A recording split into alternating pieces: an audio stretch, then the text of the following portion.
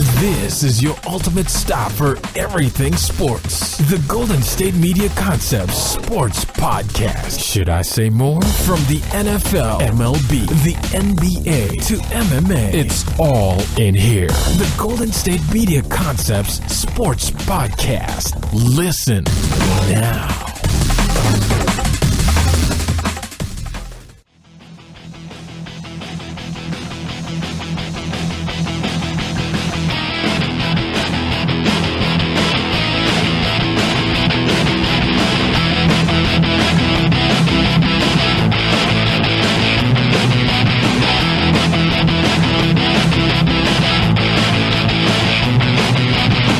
All right, and welcome to the GSMC Sports Podcast.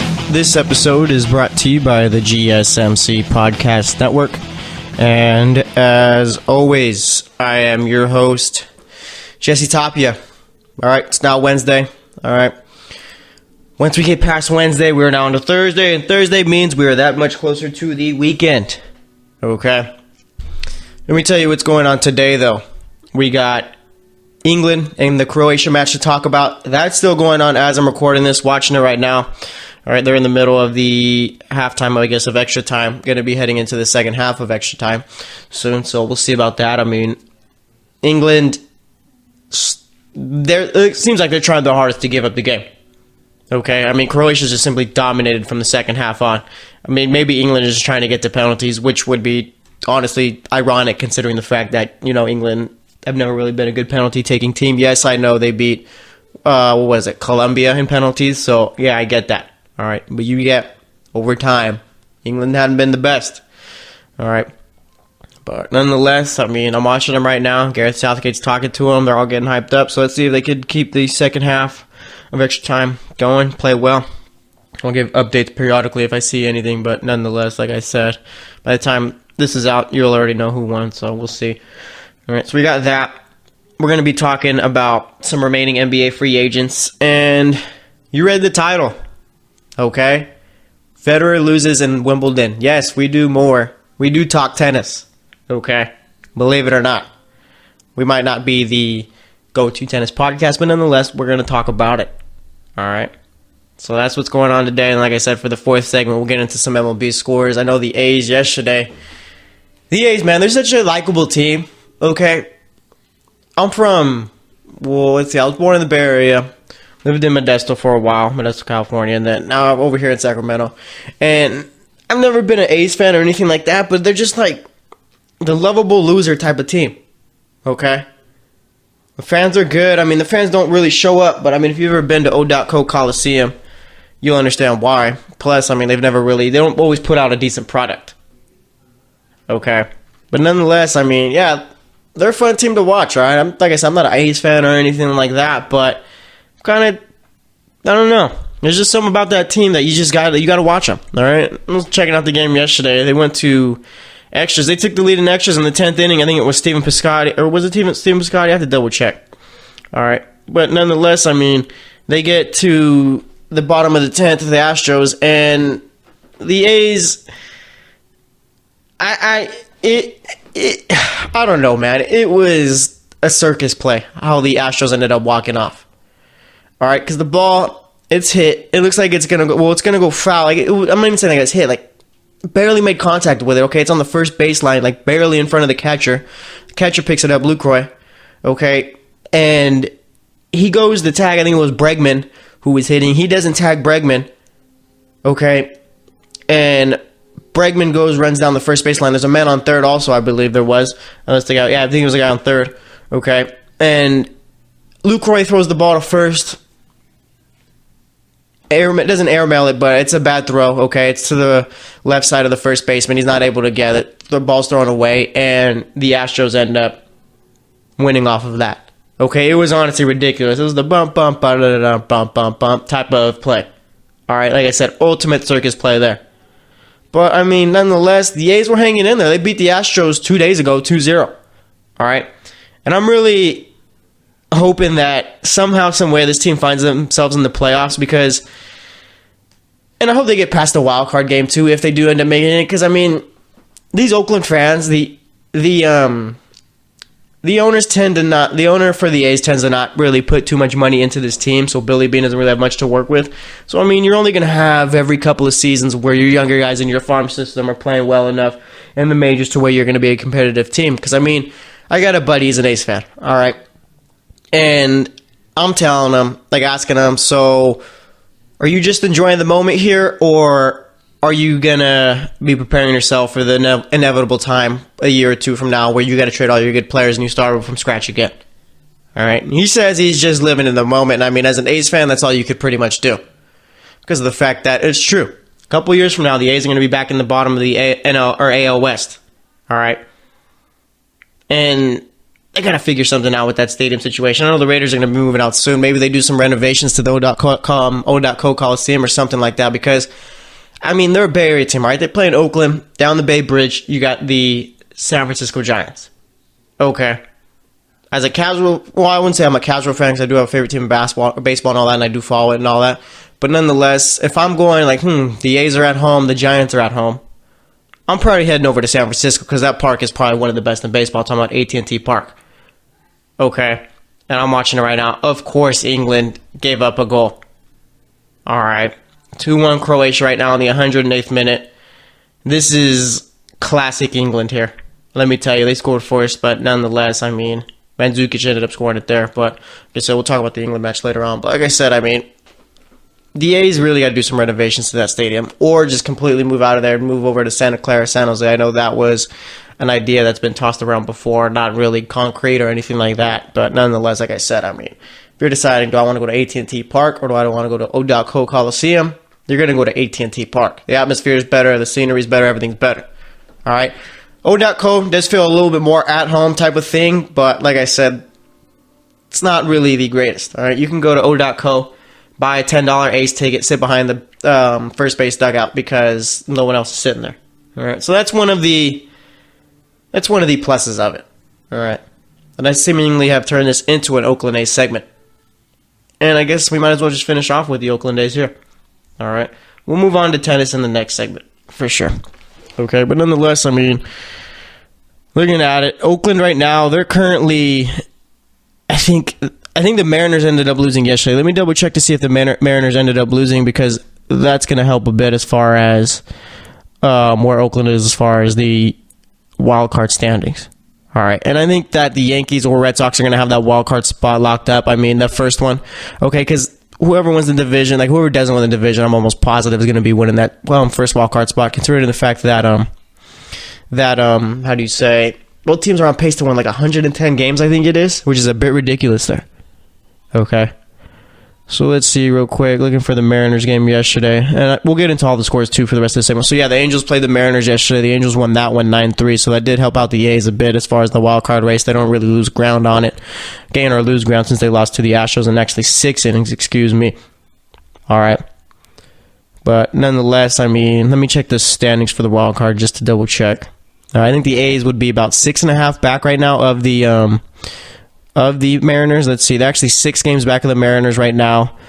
When do these teams play each other again? Let me see if I could find out when they play each other once again, because I mean, it's got to be soon given the fact that they both play in the same division. I know an A's Mariners series would be huge considering the fact that, I mean, let's say the A's sweep, they're only 3 games back.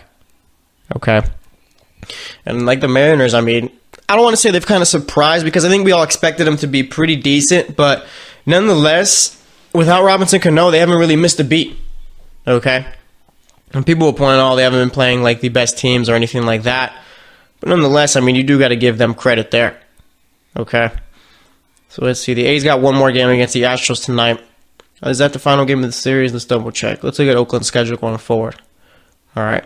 And this has got like a 2002 type feeling with the A's. All right, there's just something about this team. So they got the Astros today and tomorrow. Then they go to their Battle of the Bay series. They play the Giants 2 series in a row. All right, 1 in San Francisco, 1 in Oakland. Then they got the Rangers after. Then the Rockies. Then they got the Blue Jays. I don't think they play the. I think. Let's see. When did they play the Mariners? Is it in August? They play the Mariners August 13th. That's going to be their next series. It's a 3-game series there. All right. They're going to be having the Angels the series before that. and the Astros a series after that. So, I mean, that's going to be a big series there. That's going to be a big month, August, okay? Because you got the Dodgers, you got the Angels.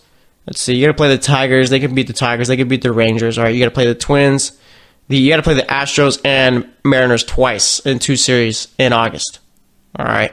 So, I mean, Oakland could still do it. They got to finish out this month strong. Let's see, like I said, they got the Astros 2 more games, then they got the Battle of the Bay Series, then you got the Rangers and Rockies, and then you finish off the month with the Blue Jays. All right. I think they could handle the Rockies. Okay, I think they could handle the Rangers.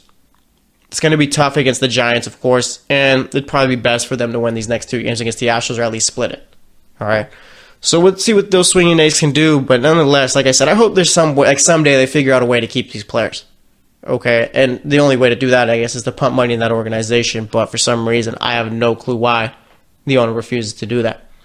All right, so let's take a look at the other scores from Tuesday, too, just to get it all together. All right, so we had the Orioles beating the Yankees 6-5. For some reason, the Yankees can't beat the Orioles. I think this is the 6th time this year the Orioles have beat the Yankees. All right, and Orioles are one of the worst teams in baseball. Looking like they're going to be trading Manny Machado soon. Those rumors are starting to heat up a bit. All right, I've seen the Yankees and Red Sox. 2 teams right there looking for Machado. Okay, I think the Orioles want one of the Yankees' top prospects, but it's for a rental. And I don't know. I feel like the Yankees got a shot at Machado in this offseason. I could see a team like Boston trading for him. All right. But if the Yankees were to get Machado, I think that automatically puts them up as the best team in the AL East. If the Red Sox get Machado, then the same thing with them. All right. So the Yankees ended up losing to the Orioles, like I said, 6-5. Nationals beat the Pirates 5-1. Okay, the Red Sox beat the Rangers 8-4. The Reds beat the Indians 7-4. Ever since the Reds got Matt Harvey, they seem to have been playing a whole lot better, and Matt Harvey seemed to have been pitching a whole lot better. Okay? Those poor Mets, man. It just never seems to work out for them. But nonetheless, the Reds beat the Indians, like I said, 7-4. Okay, we had the Phillies beating the Mets 7-3. Brewers beating the Marlins 8-4. Rays beating the Tigers 5-2. The Blue Jays beating the Braves 6-2. Cardinals beating up on the White Sox 14-2. The Royals beating up the Twins 9-4. Like I said, the Astros beat the A's in 11 innings 6-5 off of a just terrible play. All right, Diamondbacks beat the Rockies 5-3. Cubs beat the Giants 2-0. Like I said, the Angels beat the Mariners 9-3. And then we had the Padres beating the Dodgers 4-1. Obviously, the Padres season hasn't really gone the way they would have expected it to. Okay. I mean, I'm sure they signed Hosmer, thought something was going to be brewing there, but nonetheless, I mean, nothing has been. All right, so right now the Red Sox are 3.5 games up on the Yankees. They've been building up some ground on the Yankees the last couple of games, given the fact that the Yankees have just really struggled with the Orioles for some reason. All right, AL Central, we all know how that's going. Cleveland still leads it. They're going to win it, so no point to pay attention to it there. I mean, the second-place team in the AL Central is 9 games under 500. All right, third-place team in the AL West is 10 games over 500, so, I mean, come on now. All right, like I said, speaking of the AL West, we got the Astros up 4 on the Mariners. Like I said, Mariners 6 games up on the A's in that wild card spot over in the National League. Philly's got a 1-game lead on the Braves right now. Milwaukee's a 1.5 games up on Chicago, 7 up on St. Louis. Arizona's up a 1.5 games on LA, 4 games up on San Francisco, and then 4.5 up on Colorado. So I think now that the Phillies are in the lead in the NL East, we know what the wild card situation is looking like a little bit better over there. You got the Cubs in the first spot, Braves in the second spot, 1.5 games up on the Dodgers, 3 up on the Cardinals, 4 up on the Giants, 4.5 up on the Rockies, 5 up on the Nationals. The Nationals are going to be making the playoffs this season. I think their only chance is at that wild card spot, so we'll see if they're able to do it. But nonetheless, that's your MLB Talk for today's show. We're going to wrap it up here. So thanks for listening to this segment. Next up, we're going to move on over to Wimbledon, so stay tuned, and I'll be right back. Are you looking for the very best NFL and college football podcast? Then check out the GSMC Football Podcast. Get the latest football news both on and off the field. From the NFL Draft to trades to the rumor mill to the NFL Combines, they got you covered. That's GSMCpodcast.com/football-podcast. Get updates on college rivalries, game day insights, and much, much more. It's football talk the way you want it. This show eats, sleeps, and breathes football. Don't forget to like them on Facebook and follow them on Twitter. Visit GSMCpodcast.com for more info.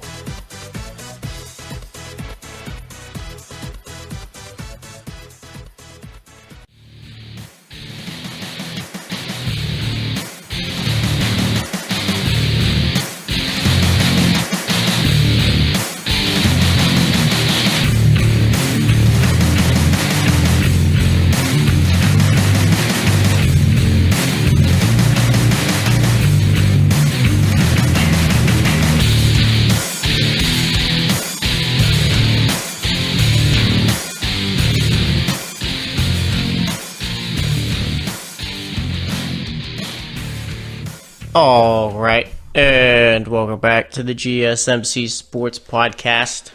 Spent that first segment talking a lot about the Oakland A's. Okay, the Oakland A's have been a story in the MLB, and that's one thing too. All right, talking about stories in the MLB. MLB's done terrible this season to market their game. I mean, there's absolutely no hype surrounding it whatsoever, and I think it's becoming more of a known problem. All right, it's honestly starting to become the NHL. Okay, you're going to have your core fans that are always going to come there, but outside of that, no one's really going to pay attention or anything like that because there's no marketing there and there's no excitement. Okay? How are you going to tell me Mike Trout, who could end up being one of the best baseball players of all time, is pretty unknown? Okay, what sense does that make? All right? Of course, they'll market Bryce Harper and all those guys, but nonetheless, I mean, Mike Trout's doing stuff that Babe Ruth and all those guys were doing. All right, and not enough people know about it. Is it because he plays on the West Coast? Possibly. All right. But nonetheless, I mean, the MLB's done terrible so far this year to market their game. All right. Like I said, you're always going to have your core fans. That's no doubt. Those fans are never going to see the problem. But when you're missing out on the casual fans and all that because they're not doing well to get the game out there, that's a problem. All right. And with the MLB, I mean, I think they could shorten the season. That'd bring more fans to it. All right, it's got to be more entertaining. I know there's baseball purists out there. They want the game the way it's always been played and all that. But eventually, you got to start changing some things up, okay? Because if you don't change, your product's going to get stale. And I think that's what's happening with the MLB right now. I mean, the A's should be a huge story, okay? They should be. I mean, it's just a bunch of ragtag farm league or minor league guys who are out there finally coming up. And I mean, no one expected them to be this good.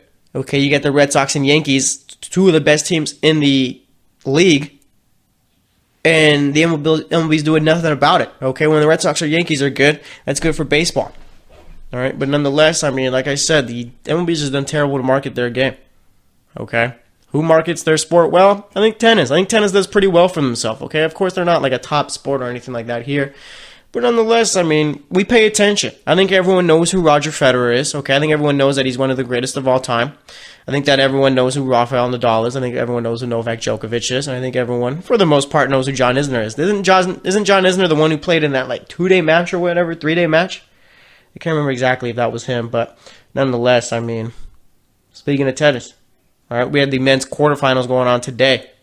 All right, Rafael Nadal versus Juan Martín del Potro. Nadal won that one in 5 sets. All right, won the first set 7-5, lost the second set, third set lost also. All right, won the fourth and won the fifth. So he advanced there to the semifinal. John Isner ended up beating Milos Raonic. All right, in 4 sets, lost the first one. Well, dropped the first one, I should say. I think that's proper tennis terminology. All right, dropped the first set, ended up picking up the second, and won the last 2, third and fourth. All right. I think we also had Novak Djokovic playing today. Let's see real quick. He ended up being Kai Nishikori. All right. 24th seed at the tournament.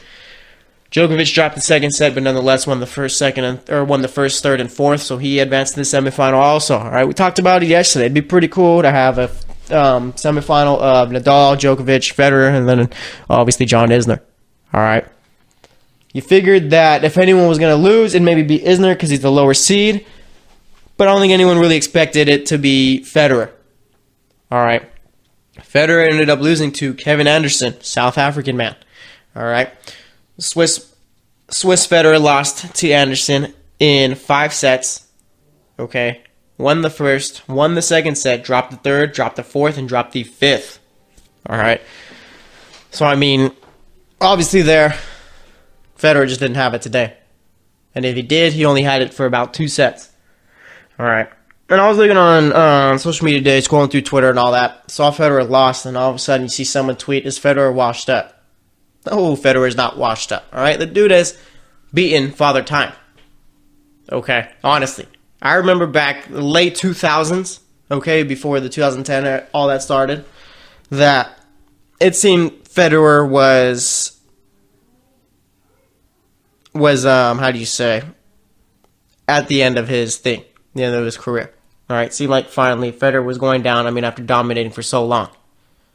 All right, the dude's won 20 singles titles, okay, and getting back to it, like I said, people thought maybe he was done. He comes back stronger, playing better.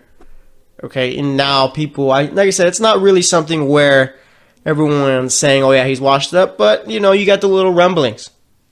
All right, and I don't think he is. I think that's way too much of an overreaction. I mean, Federer was just blowing by the competition in this tournament up until he had to face Kevin Anderson. Okay? And I mean, don't sleep on Kevin Anderson winning this tournament. You beat the best in there, I mean, you're going to have an opportunity to, win it all. Okay? But nonetheless, like I said, Federer was just dominating through and through. No one was really coming close. And I mean, we saw with Djokovic, Federer, Nadal, I mean, they've all been winning in straight sets, okay? 2 or 3 at least.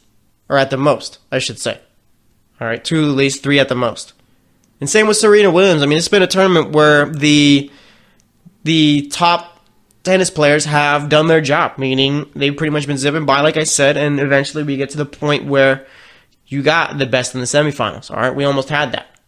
All right, but nonetheless, I'm not going to entertain this whole is Roger Federer done type of stuff. All right, Roger Federer is done what he says he's done. He's kind of like the Tim Duncan of tennis. I don't know. Yeah, I'd say that's a good comparison, okay, given the fact that Tim Duncan was drafted, 96? From then to the end of his career, I mean, he was productive in winning championships, okay? And with Federer, I mean, he's been around since then, too, pretty much. And, I mean, he's been dominating, too, since, okay? Of course, and I think with Duncan, too, I mean, you see it, he's got, he had a couple years like maybe Duncan's done here. I know that in the the mid 2010s, like from 2011 on.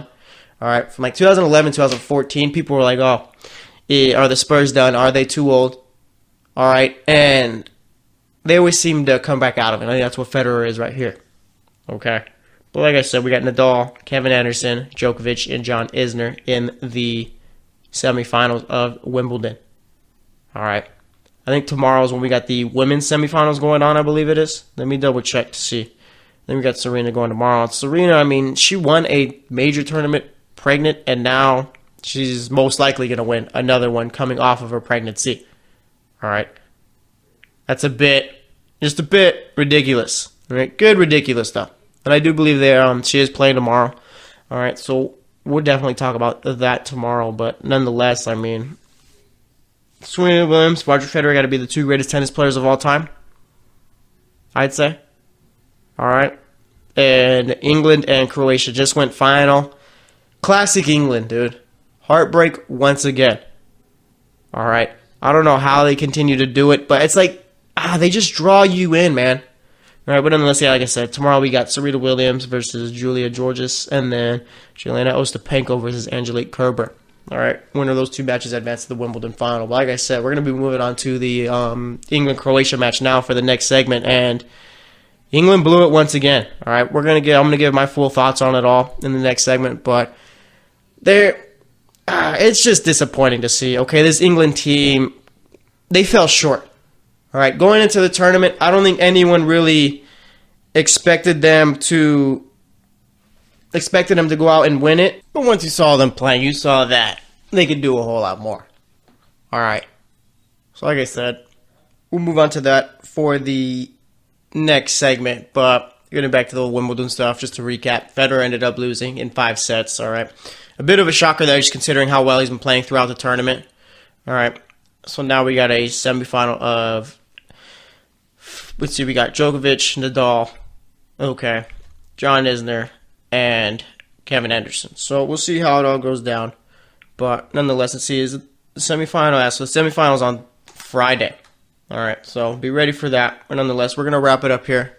Next up, like I said, we'll be talking about England and Croatia. So stay tuned for that, and I will be right back.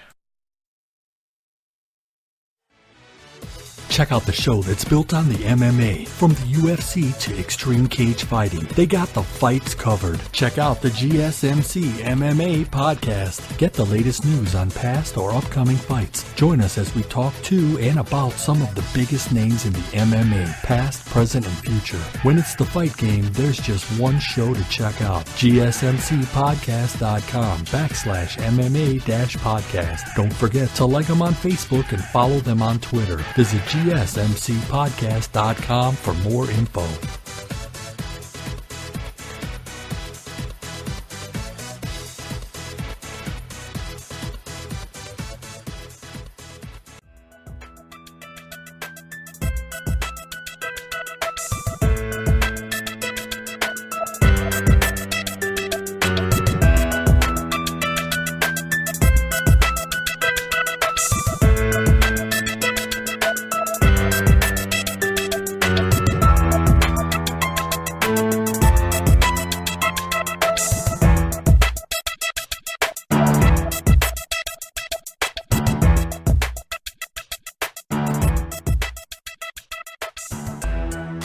All right, and welcome back to the GSMC Sports Podcast. Spent the first two segments talking about the A's, a little bit of the MLB, and Wimbledon.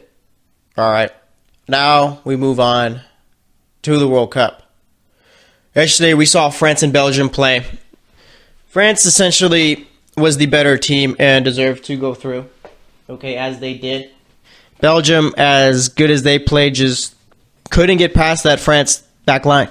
All right. Belgium had the majority of possession, but nonetheless, France had the more shots on target and more shots altogether. All right. So France deservedly so getting through there. Okay.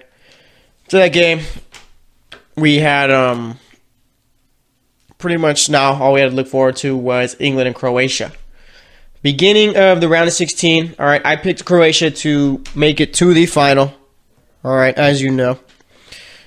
Had them playing Uruguay, obviously that didn't happen. But nonetheless, yesterday, when I made my pick for the game going on today, I figured that England were the favorite, all right.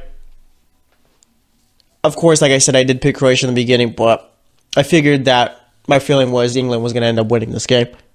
Okay. So the game starts today, and England get a free kick in the 4th minute.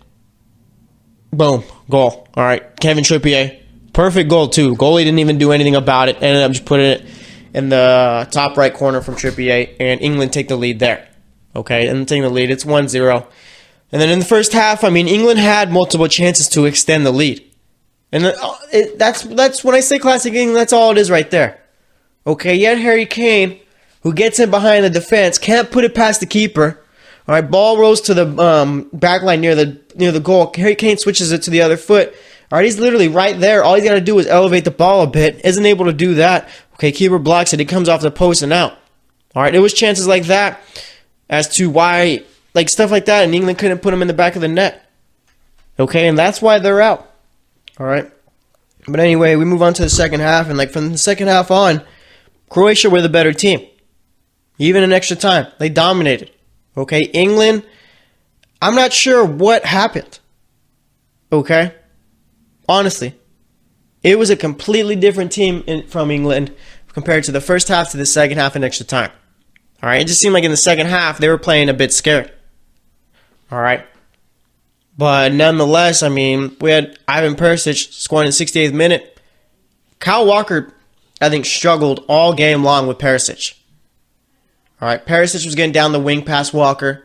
Okay, and Perisic scored a header on Walker to tie the game up. Okay. Kyle Walker, I don't think really, like I said, he didn't really have a great game today. All right. So then you see Rashford come in for Sterling. Danny Rose came in for Ashley Young. All right. Extra time comes. Eric Dyer comes in for Henderson. And then in the second half of extra time, in the 109th minute, you had Mandzukic scoring off of an assist from Perisic. All right. I'm not really sure how the England defense let Mandzukic get in behind him, but nonetheless, Perisic has the ball behind. Mandzukic is all by himself. Jordan Pickford has nothing else to do. All right, it's a difficult save to make. He's not able to. Mandzukic ends up taking the lead. Well, Croatia, I should say. Mandzukic ends up scoring. Croatia ends up taking the lead. All right. So it's 2-1 there, and England never really had a solid chance after that second goal to tie it up. All right, they brought in Jamie Vardy in the 112th minute, but for Kyle Walker, but I mean, it just never worked out. Okay. England did disappoint here. All right. Like I said earlier in the show, no one was expecting them to go out and win it all. But once you saw how well they were playing and what they were capable of, I'd say that them losing to Croatia is going to put a sour taste in their mouth. Okay. Is this a successful tournament for England? I mean, they still got one more match. So if they finish third, then yeah, I mean, they made it to the semifinal. Okay. They made it to the semifinal. I'd say, yeah, it's a successful tournament. It's just that this England team was poised to do a whole lot more. Okay? I think that they did come up short. As far as the expectations before the tournament, I mean, what more could you do? All right, I'm sure people were thinking quarterfinal finish, maybe round of 16. England necessarily haven't been the most dominant team of the past. All right? Everyone was thinking it's coming home. Last time they won, it was in 1966. You're going to have to wait another 4 years. All right. And let's look at the age of this England squad, too. Okay. And England's a bit different because it's not like you got your core players and all that you're going to be bringing back. But nonetheless, let's see. Harry Kane's 24. Sterling's 23. Rashford's 20. All right. Dele Alli's 22. Lingard's 25. Dyer's 24. Henderson's 28. Loftus-Cheek is 22. I could see him having a big impact for England in the next World Cup, meaning I could see him in the starting 11 a whole bunch, being a regular starter. All right. Kyle Walker's currently 28. Stones is 24. Rose is 28. Maguire's 25. Trent Alexander-Arnold, that's a player to watch for in the future. He's 19. Trippier's 27. Phil Jones is 26. Cahill's 32, but he didn't even really play at all here, so he's done. Delph is 28. He didn't really play much either if at all. Okay, and Ashley Young, 33. This is his last World Cup. Pickford's 24. Butland's 25. Nick Pope is 26. So, I mean, England's still got a relatively young team. Of course, you're going to need these players to stay in form and all that. All right, in order to come back for the next World Cup. But, I mean, as far as it goes, if England is as good as they showed us in this tournament, they could just be very well back in the semifinal in the next one. Okay? And I saw, too, that the next one's going to be going on from, like, November 21st to December 18th. That's going to be a bit weird because that's going to be during football season. All right, I'm curious to see how the ratings are going to look for the World Cup, specifically in the U.S., okay, on Sundays, I guess, Thursdays, and Mondays. And I'm curious, too, let me see, what's Qatar time currently at? Let's get a little idea of when the games would be. All right, because, I mean, Russia, we had in the West Coast, we had the games at about 7 o'clock. All right, and 11, some at 5. Let me see if I could find Qatar. Or actually, their little time zone. All right. All right, so I think they're about 10 hours ahead. Right now it says it's 11:54 p.m. in Doha, Qatar.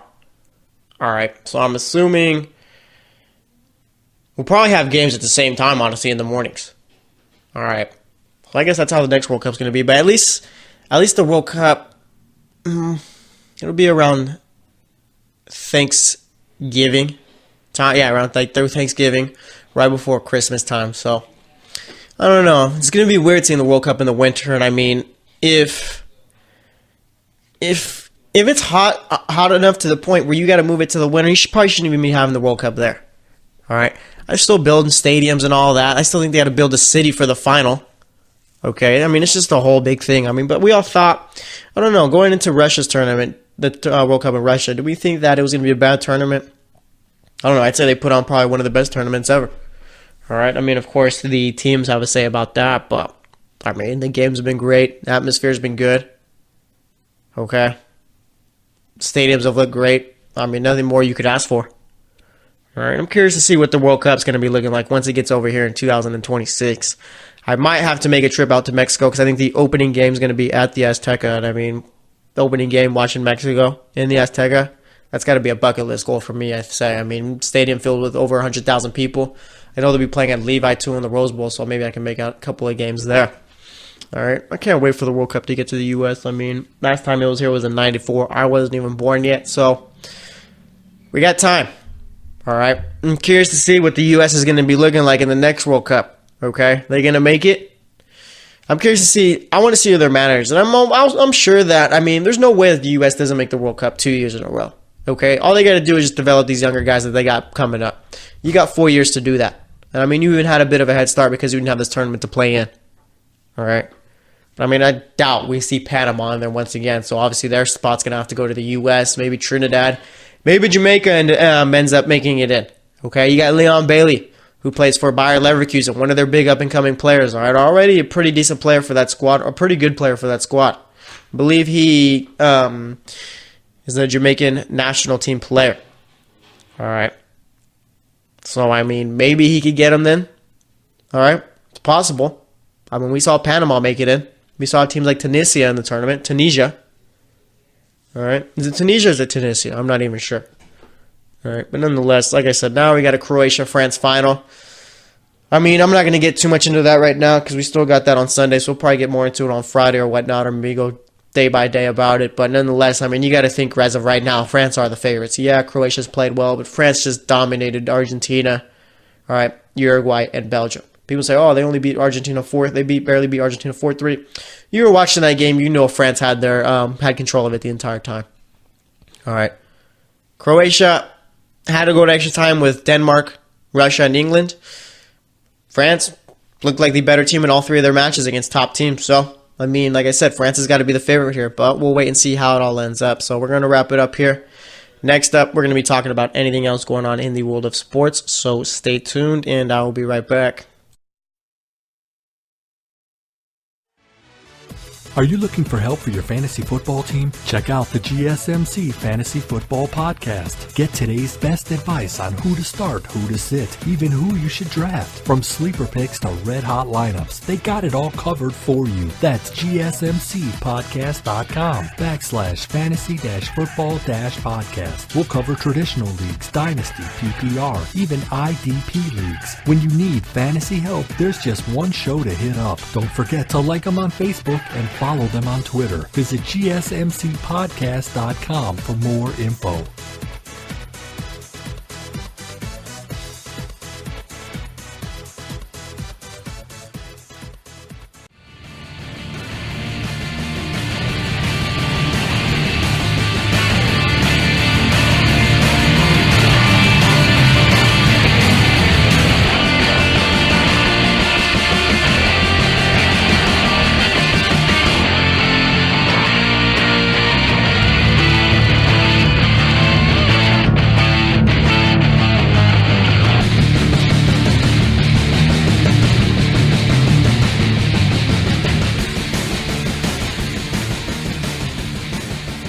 All right, and welcome back to the GSMC Sports Podcast. So far, we've talked about the A's, all right? Now, they're a nice little story in the MLB right now. MLB is doing a terrible job of marketing their game, so why don't I do it for them?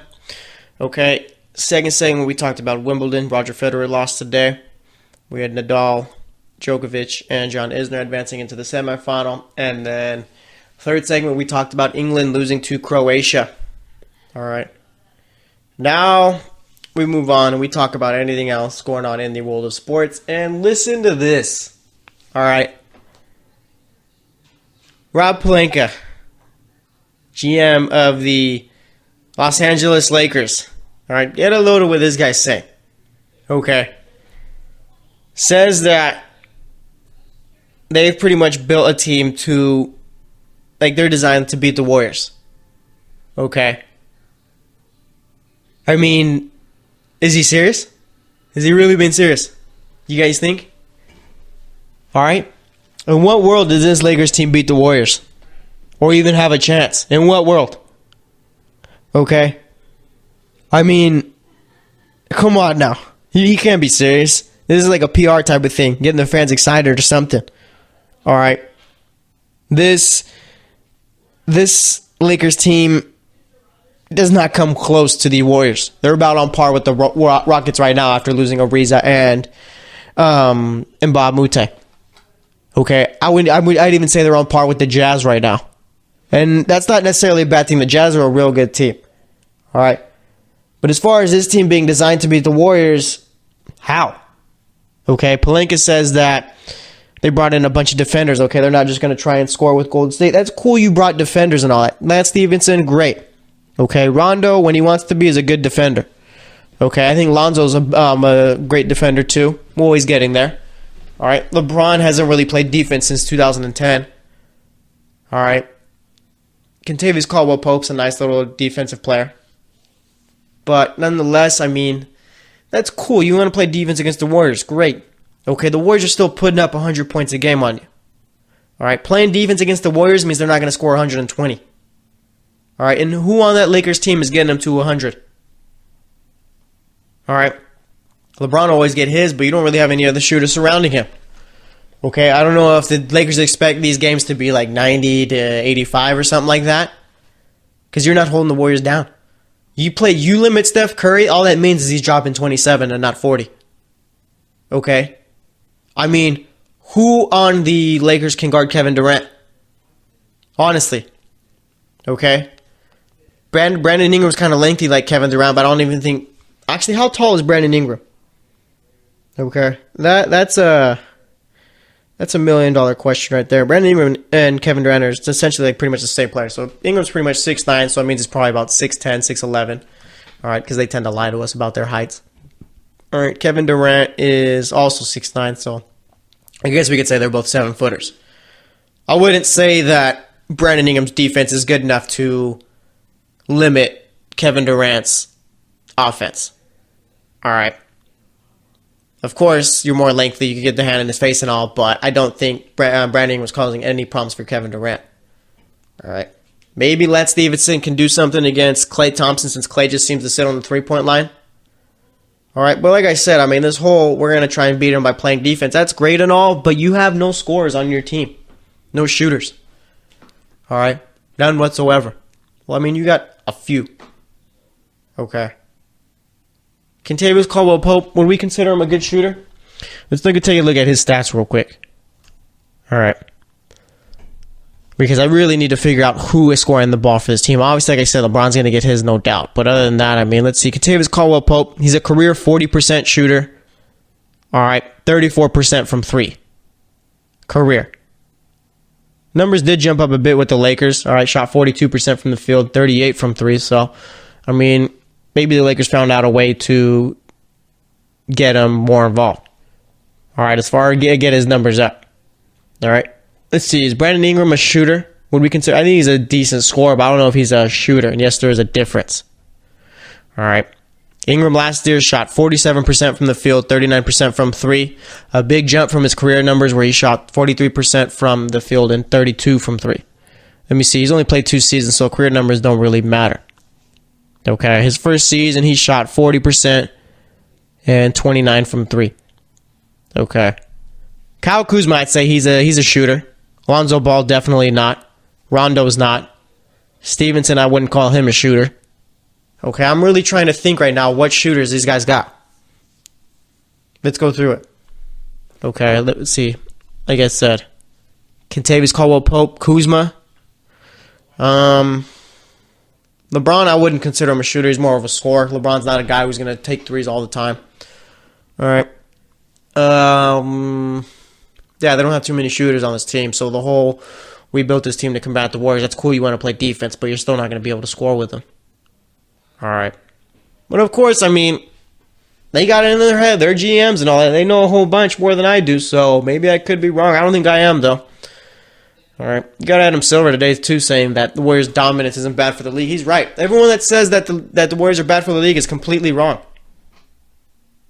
Okay. I mean, honestly,